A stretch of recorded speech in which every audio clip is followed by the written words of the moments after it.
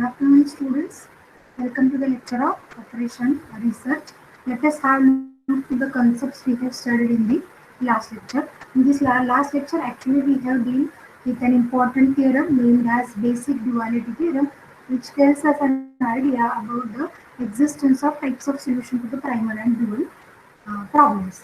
The theorem tells us that if one of the problem has an optimal solution, then the other problem has feasible solution. Okay, this we have proved with a systematic way. I hope all of you have recalled the proof of the theorem. Okay. Next, we have also seen the fundamental duality theorem. Now, in this fundamental duality theorem, there is a discussion about the nature of solutions of both primal and dual problem. Again, it composes with three statements in all. First statement is that if any one of the problem has finite optimal solution, then the other also has finite optimal solution. Previous theorem tells us about the feasible solution of the other problem, but here it gives an extension that if one of the problem has finite optimal solution, then the other problem also has finite optimal solution. Further, values of objective functions of both primal dual problems are same. Second statement says that if one of the problem has an unbounded solution, then the other problem has no feasible solution. Third case is both the problems may be infeasible. Out of the three statements, first we have proved in the last lecture itself. Now we are going to see the statement number 2 and statement number 3 in today's lecture. In order to prove this step number 1, we have used many steps which are very similar to the steps of previous basic duality theorem. Okay, in this we have proved that if one problem has a finite optimal solution, then the other also has finite optimal solution. While proving the result, we have started with an assumption that the primal problem has finite optimal solution, and we have proved that the dual problem will also have the finite optimal solution. Similarly, one can start with finite optimal solution of the dual, and one can prove the existence of finite optimal solution of its primal. Okay. Now let me continue in today's lecture. We will go for proving the statement number 2. I will write this as. It is better to write the theorem name. This is fundamental duality theorem. Fundamental duality theorem. Now we will continue the theorem.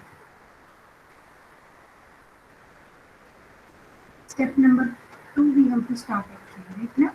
What we have to prove in this step number 2? We have to assume that one of the problem has unbounded solution and one has to prove the other has no feasible solution. For the sake of convenience, again we assume that the primal problem has unbounded solution. Here let me write, we assume that primal problem has unbounded solution. Okay, what is the meaning of unbounded solution? Value of z is increased or decreased indefinitely. Right now, the value of objective function is increased or decreased indefinitely. Now, what is one more assumption we make here is for as we have assumed there is an unbounded solution, we assume that this unbounded solution is going to exist for a feasible value. That is, for any value of a primal objective function, no matter however large, there exists a feasible solution yielding this value. Let me write this statement. We assume or we suppose that is for this unbounded solution we are going to assume there exists a feasible solution for which it gives us the indefinite value of the objective function. We suppose that for any value of primal objective function, in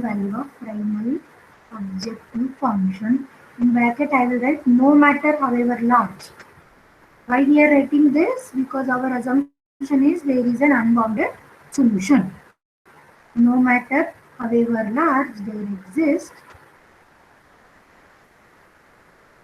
exists a feasible solution, feasible solution yielding this value. For every value of objective function, there exists one feasible solution. This is what our assumption is. That is, for every unbounded solution, we assume feasible exists. That is, we are in the first quadrant. Correct now? What is the meaning of feasibility?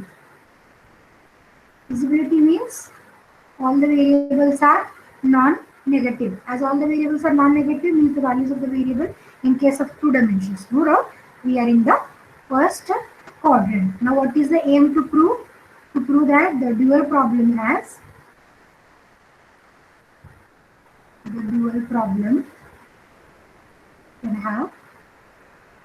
has no feasible solution.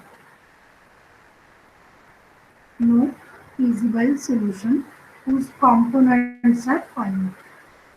Whose components are all finite. If all the values of the component are finite, means it is the finite solution. But as we are saying, we want to prove that no feasible means at least one of the value of the solution must be negative. Correct? Because all the values are non-negative, then the solution becomes a feasible solution. In order to prove that the problem cannot have a feasible solution, we assume the contradictory fact that the problem has feasible solution. If it has a feasible solution, with this contradictory assumption, we will get a contradiction somewhere. Okay, let me write, assume the contradiction that the dual problem has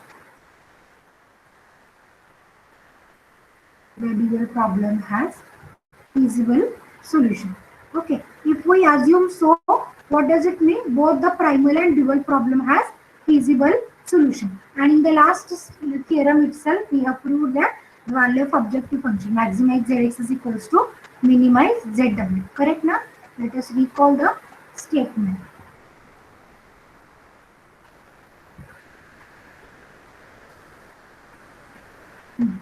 It has feasible solution and both the values of objective functions are same, right?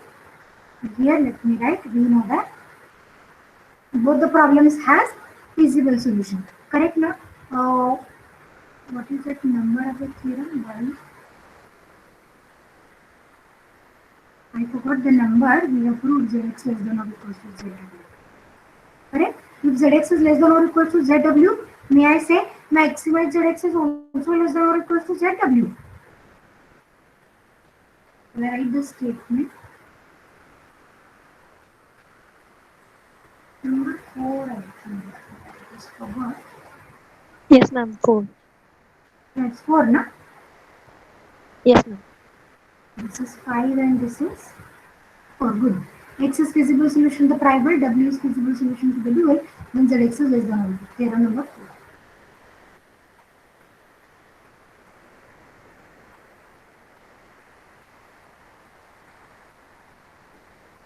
Theorem number 4.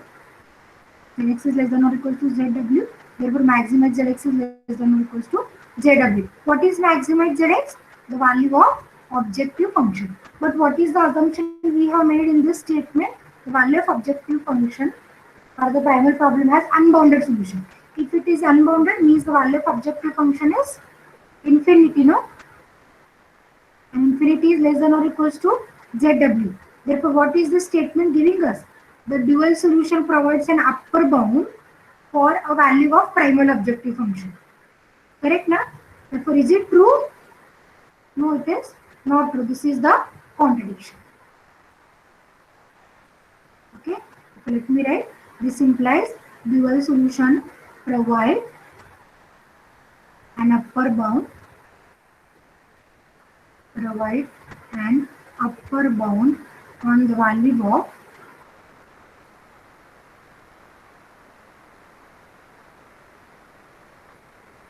the value of primal objective function for any feasible solution or any feasible solution. Therefore, may I write which is a contradiction? Infinity cannot be less than or equal to ZW, no? Which is the contradiction. Okay, hence whatever the assumption we have made is wrong. What is the assumption?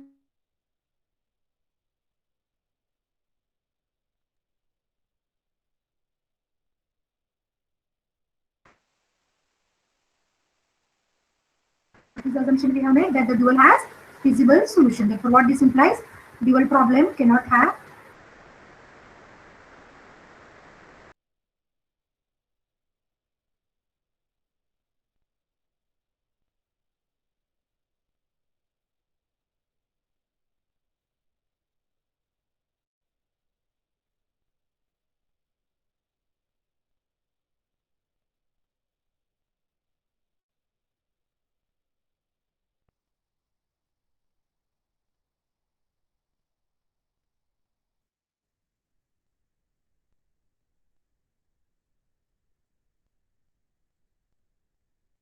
saying both may be infeasible. Okay, if there is an infeasible solution to the primal, then there may be infeasible solution to the dual as well. Okay, is there any doubt with the second part? I am going very stepwise. No, ma'am. Now in this case, we are going to prove this third case or third step by giving one example. The example we will give in such a way that where the both primal and dual has infeasible solution, right? Infeasible solution means it may not have a solution, correct? No? That is, may not have solution. This is also possible. Now I will write to prove this. We just give an example.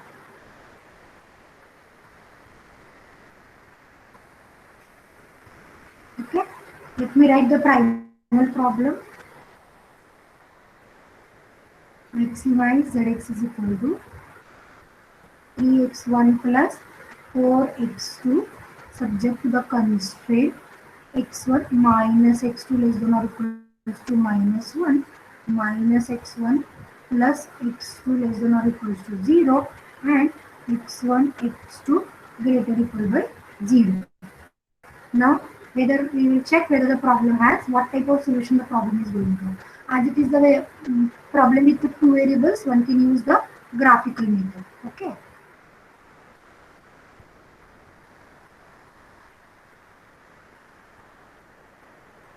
I have learned this new feature of drawing the lines.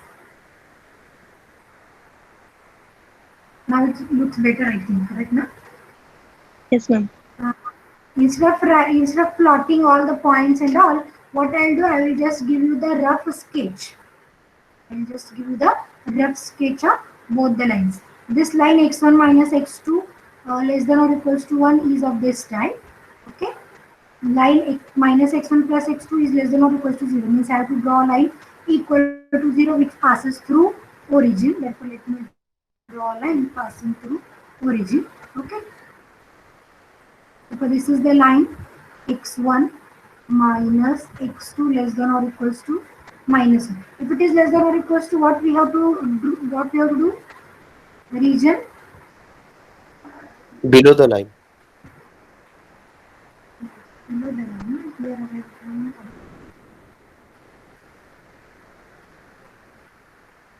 Ma'am, it should be positive.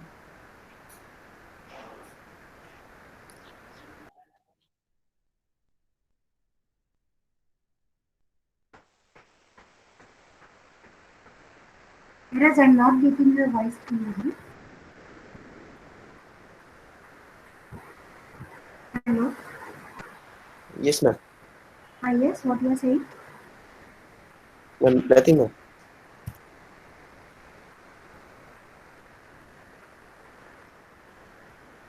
On this we have a region.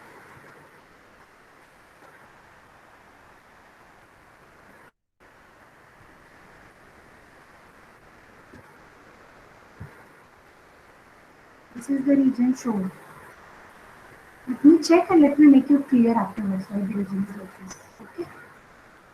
Now this is the region, therefore if we observe there is no common region to yes, x1 minus x2 less than or equals to 1. While plotting this, we have written this as minus x1 plus x2 greater equal by 1. At this point, Yes, y that was my question. yes. Okay. I got confused actually. Okay, that's why the region is above the line and this is the region below the line. And it is not possible to have any common region. Therefore, there is no common region, no common feasible region. Therefore, what can be right here? This problem has no feasible solution. No feasible solution. Why? Because the constraints are inconsistent. Constraints are inconsistent. Now let us write the dual of this one and let us check its solution again. Let me write the dual problem. What is the dual? Yes. Minimize ZW is equal to students. Minus W1. Yes, it is minus W1 simply because this right hand side is 0. Now you have to tell me the constraints as well. Plus W1 minus Minus W2. W2 greater than equal to 3. Yes, and second one is Minus W1 plus W2 greater than equal to 4. and no doubt W1, W2 both are greater equal by 0. Okay, now again we will go for drawing these regions.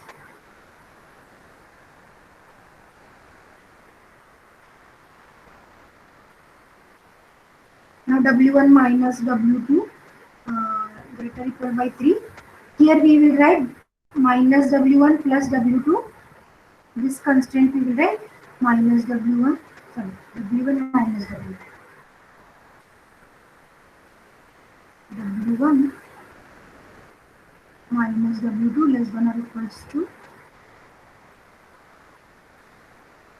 here I want to write minus W1 plus W2 less than or equals to 3. And I will just plot both the lines. Okay, there is one line we are going to draw and here is suppose some another line. And this line is W1 plus W2 greater equal by 3 and here this line is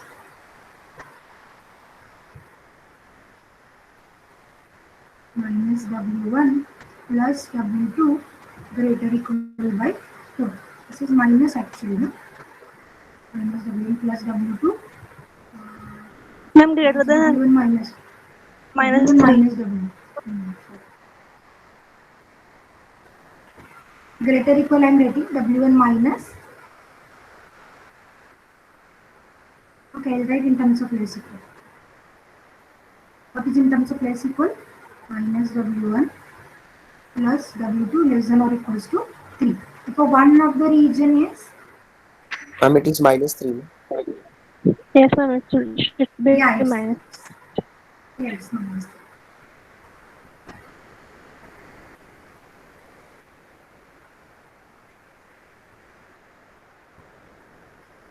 Please check out the graph again. I have not seen the graph. I thought it will be. You can draw the graphs. Okay. Should I check it in the book? Let me give a minute only. I'll just check this in the book.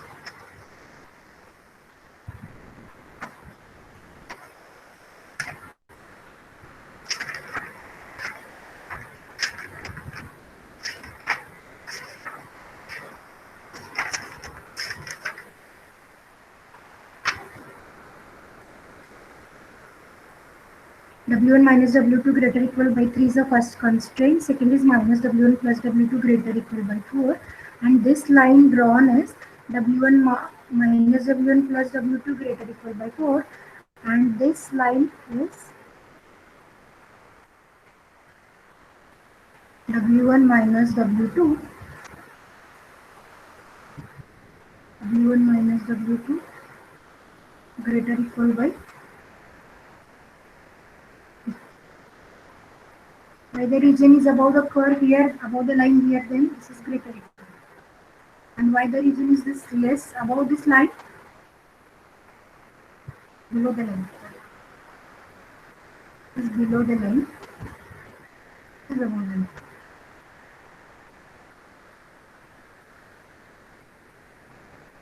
So please check the graph again. Okay. Here also we can say that the dual problem has infeasible solution. The dual problem has infeasible solution. Okay. This completes the proof of our fundamental duality theorem. This completes the proof of fundamental duality theorem. If you have any difficulties, you can ask. Otherwise, we will go for the last theorem of this duality topic called as complementary slackness theorem. Let me write it on the next page. Now, this theorem is giving us the relation between the values of the variable. That of previous theorem gives us the relation between the solutions of primal and dual problem. Right? Now, we are going to write the relation between the values of the variable, and is called as complementary slackness theorem. Let me write the statement of the theorem. Okay, for the optimal feasible solution,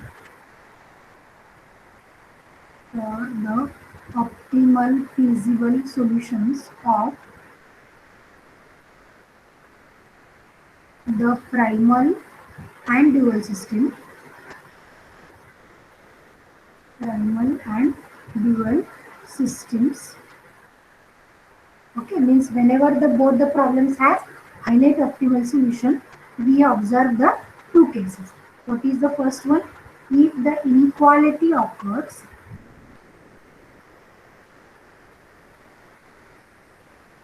if the inequality occurs in the ith relation of either system. We are not saying primal or dual, one of the system. Ith relation occurs, ith relation is equality in either system. If it is an inequality, what does it mean? We need the slack variable. Therefore, the corresponding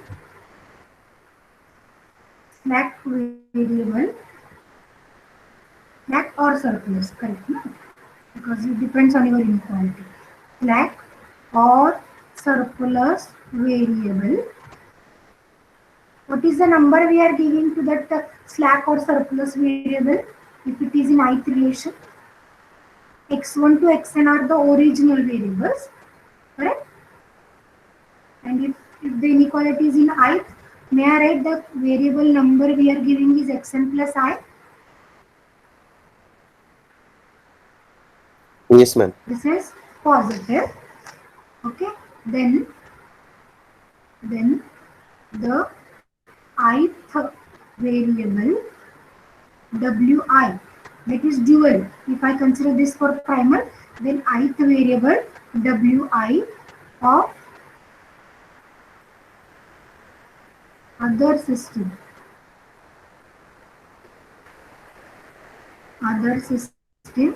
is 0. That is wi is equal to 0. Therefore, if we start with xn plus I is positive, if I start with a primal problem, okay, if xn plus I is positive, then this is giving us the corresponding ith dual variable is equal to 0. This is for primal. If I start with the dual, same thing is going to be hold, right? This is the first statement. And the second statement is, if the jth variable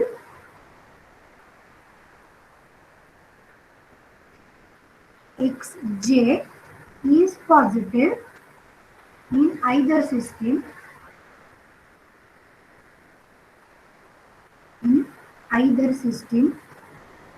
the jth dual constraint,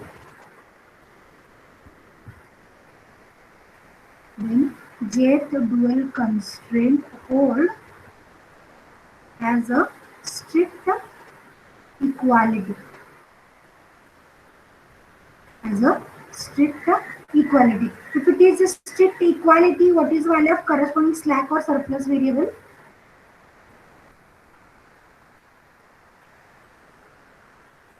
Then the corresponding slack or surplus variable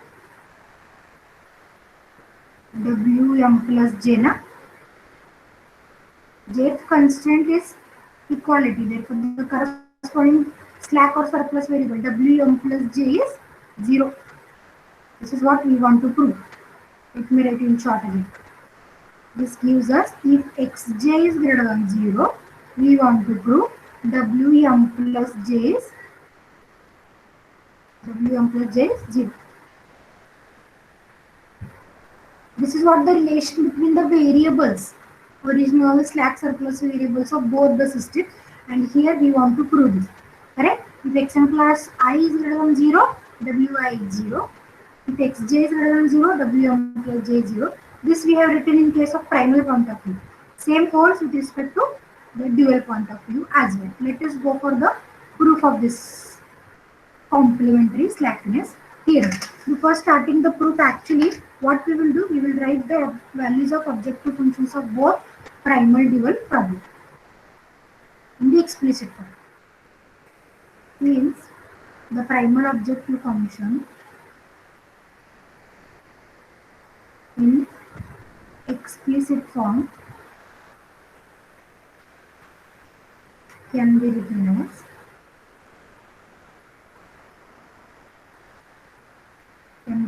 C1 x1 plus C2 x2 dot up to Cn xn, and this is maximize zx. We are writing. Let me call it as 1. Or what I'll do, I'll just simply write zx, which is of the form of maximum. So this statement is zx, which we are finding maximum. Okay. Now the dual objective function we will write.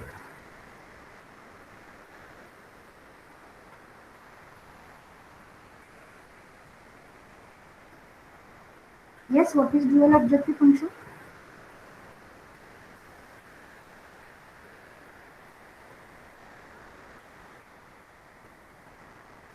Correct, na? And this notation we are using ZW, Yes, which is of minima kind of type. Right, this is true. Now what we will do? We will write the constraints of both the problems in the equality form. Right?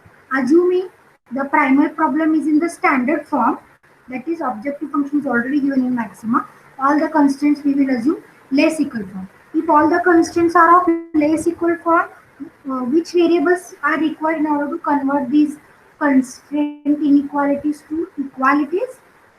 Slack variable. And what about its dual? If the primal problem constraint consists of constraint of less equal type, what for the constraints in dual form? Greater equal type, no? surplus. Greater equal. And if I want to convert those into equations, which variables are necessary? Surplus. Yes. Now we will just write those.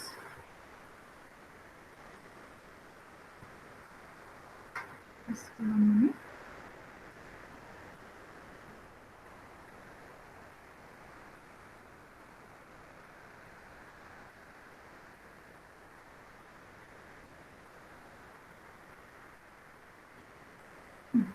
Also, the primal constraint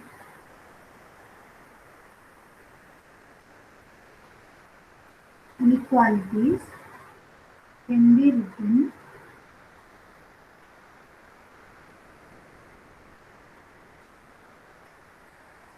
written as equations by introducing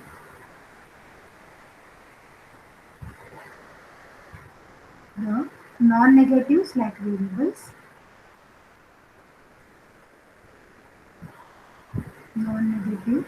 slack variables. Can you name the variables? What are the notations we were using?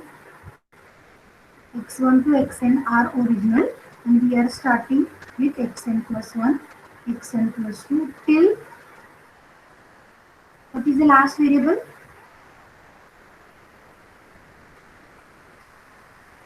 What is the last variable number? How many constants do we have?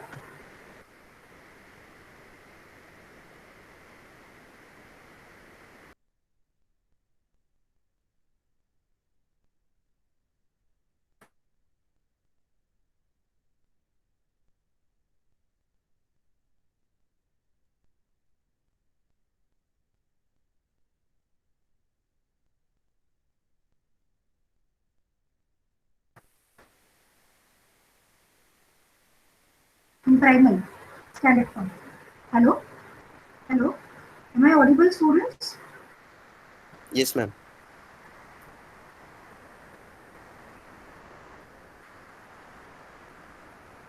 How many? What is the number of this variable, slack variable?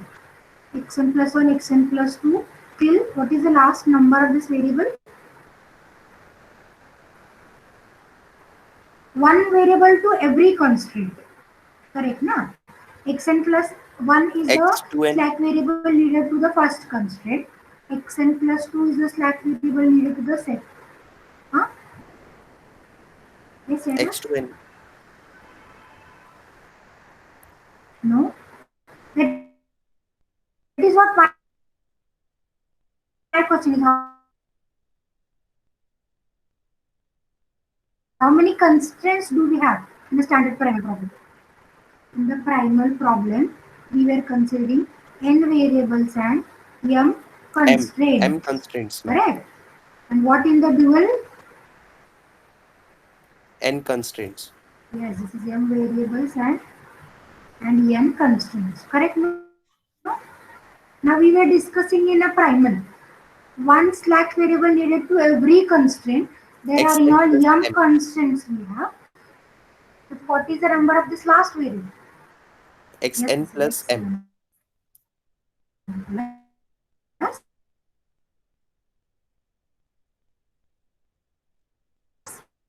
m.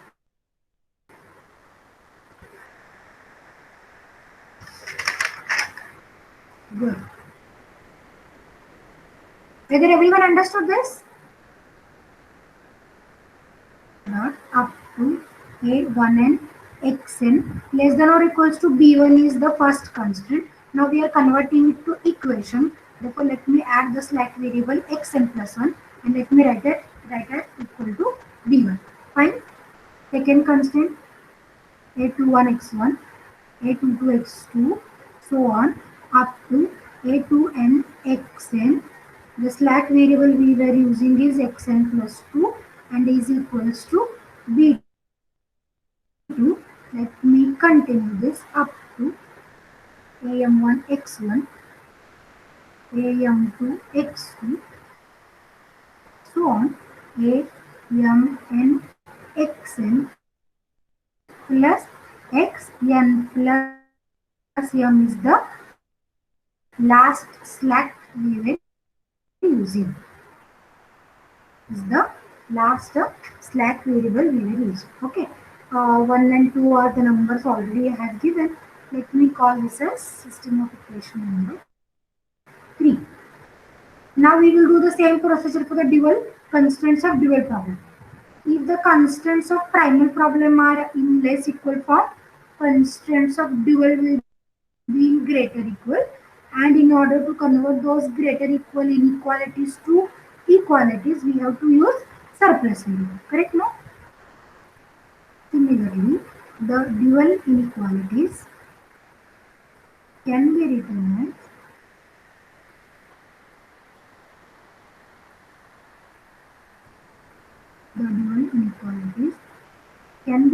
as equations after introducing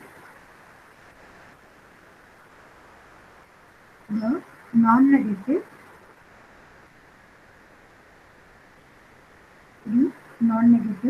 surplus variables. the non-negative surplus variables. Can anyone name this?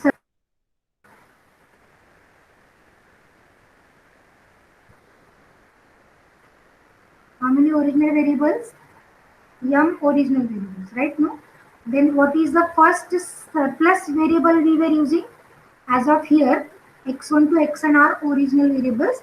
First slack we have used is xn plus 1 to till xn plus m. Similarly, what is the first surplus variable I am using? Why no one is responding? xm plus 1.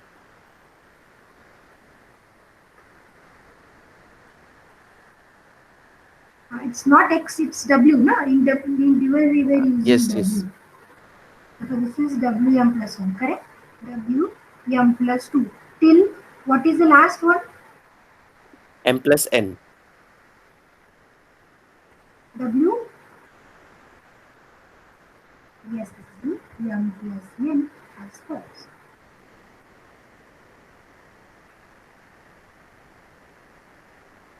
What is the first constraint now? A11 W1. We are writing a transpose. This is A21 W2 till AM1 WM is the first constraint. This is actually greater or equal by C1. Now we were converting this to equality. Therefore, this is minus WM plus 1 is equal to C1. If students were having a difficulty, you can stop me at any stage and ask.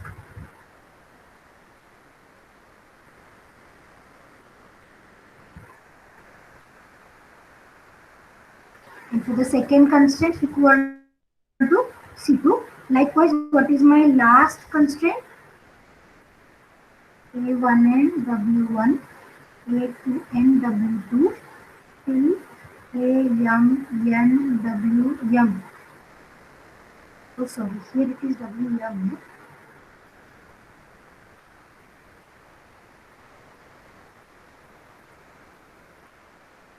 And what is the slack surplus we have used? Wm plus n and is equal to Cn. Let me call this as system number 4. Right?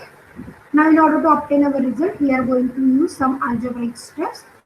What we are going to do is, we are going to multiply the system of equation number 3 one by one by W1, W2 and Wm. That is, first we will multiply by W1, second we will multiply by W2, last we will multiply by Wm, and we will add all those equations. Multiply 3 by W1, W2 up to Wm respectively and adding. Okay, let us check what will happen. Let us multiply this first. What I will do, I will just collect the coefficients of x1. What will be the coefficients of x1 if I multiply these equations by these corresponding numbers w1 to wm and adding? What will be the coefficient of x1? Is it a11 w1 21 W2 plus M1 WM. Right now? Yes, ma'am.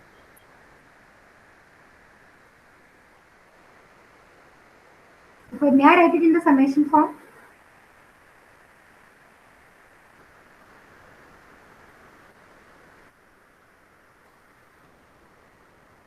Okay, I'm collecting the coefficients of x1.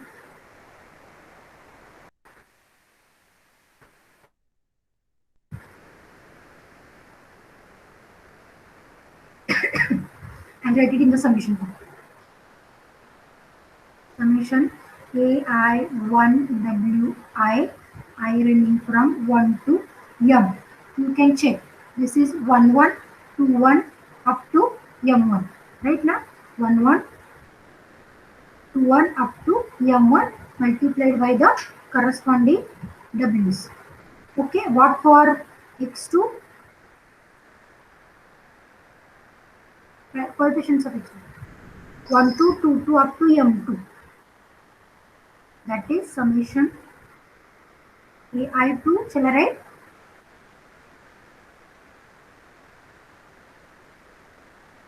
into wi, I running from 1 to m. Dot up to, let me write for the xn summation, is it ai n wi, I running from 1 to m. What for the remaining variables, n plus 1, n plus 2 to n plus n? We have only one variable, only one coefficient, w1 xn plus, right now? w1 xn plus 1, w2, right?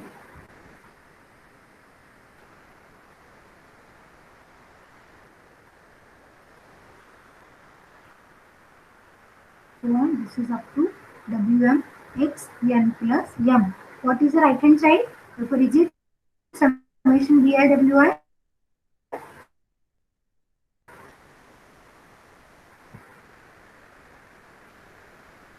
I running from 1 to m. Okay, now let me call this as system number 5. Now what we were going to do? We were going to subtract this 5 from 1. What is 1? This is my 1. We are going to subtract this 5 from 1. Actually, we want to involve all dual variables, original variables, dual variables, original slack variables used in primal, surplus used in dual. If all those gets combined, it will be easy for us to have a conclusion. 1 to xn and xn plus 1 to xn plus m. But in 5, we have only c1, x1 to xn. Okay, therefore what we have to do? We will collect again the coefficients of x1 to xn in this subtraction. What will be the coefficient? Subtracting 5 from 1, I am saying. Coefficient of x1 in 1 is c1 minus, what is the coefficient here? Summation coefficient of x2 in 1 is c2 minus this summation ai2 wi into x2, so on, en minus summation ain wi into x n. What for the remaining variables?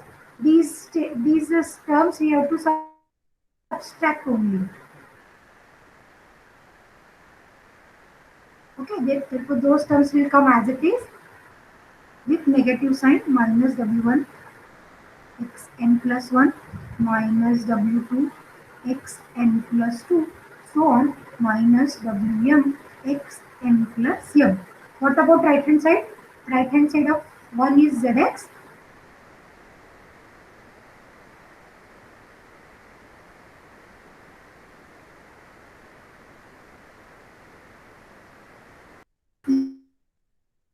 Is actually w.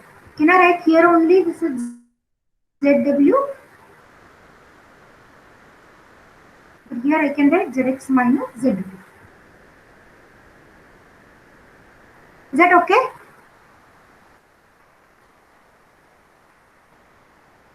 Where zw is summation vi wi. Let me call this as 6. Let this be 7.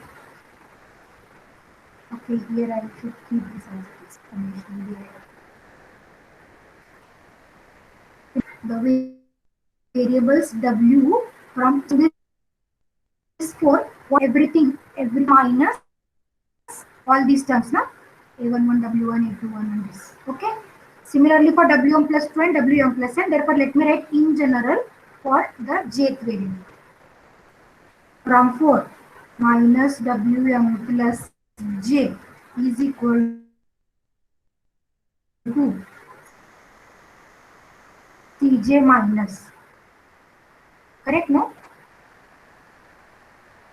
wm plus 1 is c1 minus 1121 m1. Therefore here may I write ij, 1j, 2j, mj.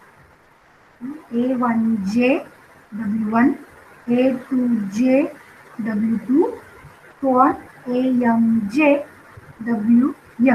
If you are having confusion, you can write every equation individually and then you can write for the jth one, right? That is minus wm plus j we can write Cj minus. Let me write this in terms of summation. What is the summation? This is Aij I running from 1 to m, and this is for j equal to 1 to n. And let me call this as statement number 8. Now what we were going to do? We were going to substitute this value of Wm plus j and this Zw in this equation number 6. In this equation number 6. Let me write using 7 and 8 in 6. Okay. In 6 and if 7 I keep it here, right side becomes zx minus zw. And what for this first bracket? Is it Wm plus 1? No, negative. Correct, na? This is Wm plus 2, negative. And continue. From here, this is Wm plus 1 x2 dot minus Wm plus n x n. Okay, and the remaining terms, this terms as it is. W1 xn plus 1 to Wn xn plus 1. If you are having any kind of confusion, you can stop me and ask.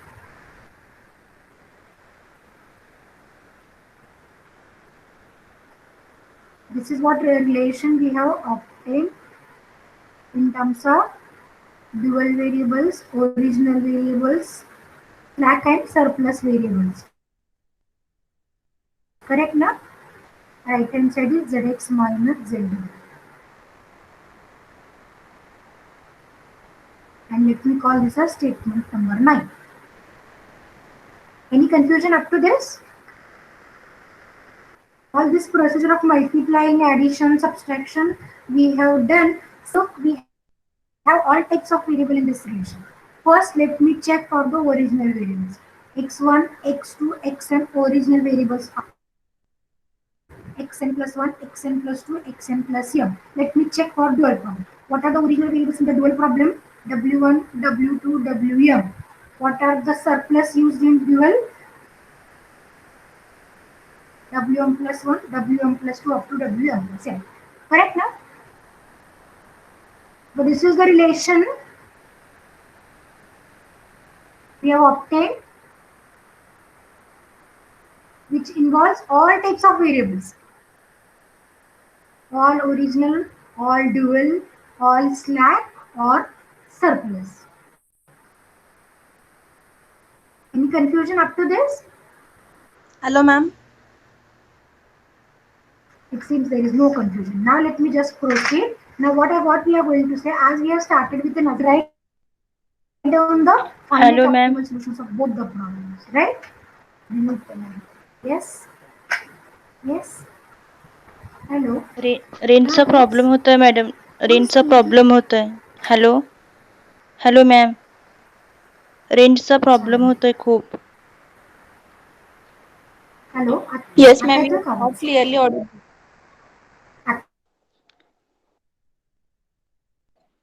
आता येतोय आवाज?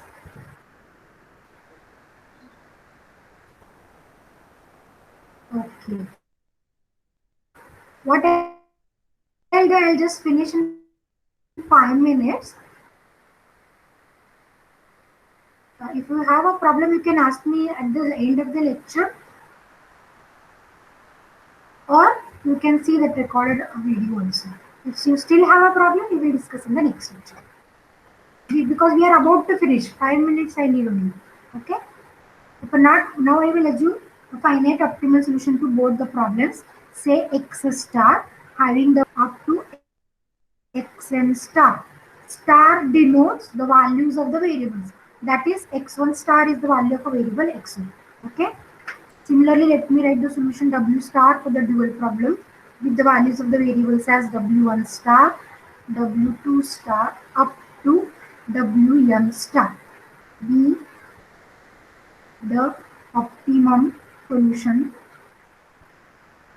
to primal and dual problem. Primal and dual problem respectively. Fundamental duality theorem, whenever both the problems has optimal solution, the values of objective functions are equal. Therefore, may I write this is Zx star is equal to Zw star. This is by fundamental duality theorem. Fundamental duality theorem. Okay. Now what we will do? We will put up the values of these variables in statement number 9. Also, also let me write one thing. As the optimum solution to both the problems exist, means both the solutions must be feasible one. Therefore, let me write down the nature of the solution, nature of the values of the variables. Thus, for the optimum solution and corresponding slack surplus variables. What are the values of the corresponding slack variables xn plus I star? These are also non-negative. I running from 1 to m. Similarly, wm plus j star, that is values of the surplus. These are also non-negative. J running from 1 to n. Correct? No? Now let me write what is the effect on equation number 9. Let me put all the values of the variables in 9.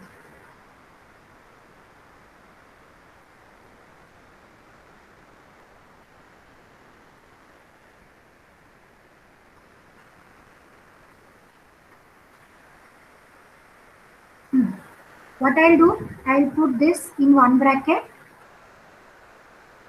these terms in one bracket, and the remaining terms in another bracket, right? You have to write an addition there. Or I can take negative common and I can write this as a negative. Let me check. I'm taking the negative common. This is with Wm plus 2. Sorry, not J. This is n plus 2. Into x2 star into xn star. Let me take negative common from the bracket. And this is negative w1 star xn plus 2 star on wm star into x n plus m star and is equal to 0. What we have done, simply we have given the values of the variables with star symbol. That is, value of wm plus 1 is wm plus 1 star. I have just substituted, taking negative common from both the brackets. We have written the value. Okay, what is the right hand side? Right hand side, Zx star minus Zw star. I have written directly 0. The value here is Zx star minus Zw star, but both the values are same, therefore this is equal to 0. Now just check out. All the values of the variables are non-negative, but still we are getting the product of these. Sum of product of these variables is equal to 0. May I say this is possible only if individual term is 0.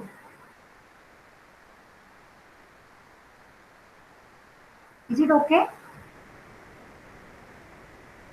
If you just observe this negative also, the product, this will be the summation of product of two non-negative terms. We know product of two non-negative terms is non-negative. Therefore, this is sum of non-negative terms is equal to 0. And when this is possible, sum of all non-negatives is 0. If individual are 0, no? Means all variables are non-negative.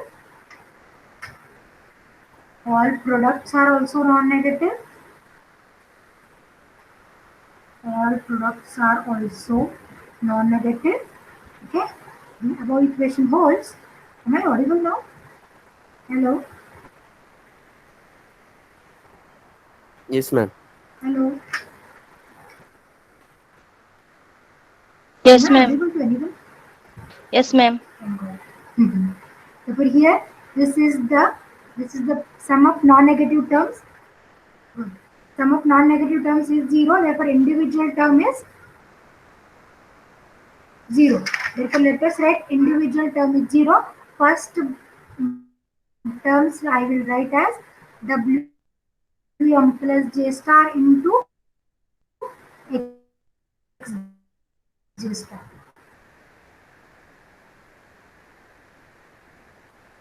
Wm plus J star into Xj star is 0. From the second bracket we will get Wi star into Xn plus I star is equal to 0. No doubt J runs from 1 to n, I runs from 1 to m. Correct now? Every value is 0. Wm plus J into Xj 0. Wi into Xn plus I. Every term must be 0. Now we will discuss the nature of the variables. What we want to prove? Let us check the statement. What we want to prove? If xn plus I is 0, Wm plus J is equal to 0. Let me check. What will happen if xn plus I star is greater than 0? This product is 0. One of the term is positive. What should be the other term? You don't know.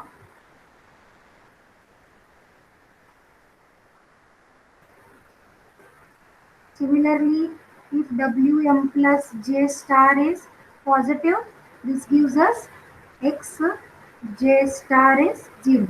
Correct? What for sin I is greater than 0? Let me check once again what I do. If Xj is greater than 0, Wm plus J is equal to 0. Let me check if Xj is greater than 0, what will happen? And tell me, if Xj star is greater than 0, what about Wm plus J star? Equal to 0. Similarly, if I write gives us Xn plus I star is equal to 0. Hence it is the proof actually. Hence it is the proof of the theorem. Because what the statement of the theorem tells us, if the inequality occurs in any ith relation of the either system, then the corresponding dual variable is 0. Here we have assumed that there is an inequality in the ith relation of a problem, and we have proved the corresponding dual variable is 0. Similarly, if I assume jth relation in the dual is inequality, then the corresponding variable in the other system, that is xj, is equal to 0. Similarly, if jth variable is positive, we want to prove that the corresponding constraint is strict equality, that is the corresponding added variable is equal to, we have proved the constraint is equality. Now, this is what we have proved, the complementary slackness theorems with dual simplicity. If you have any queries, you can ask me. Thank you for being with me for this today's lecture.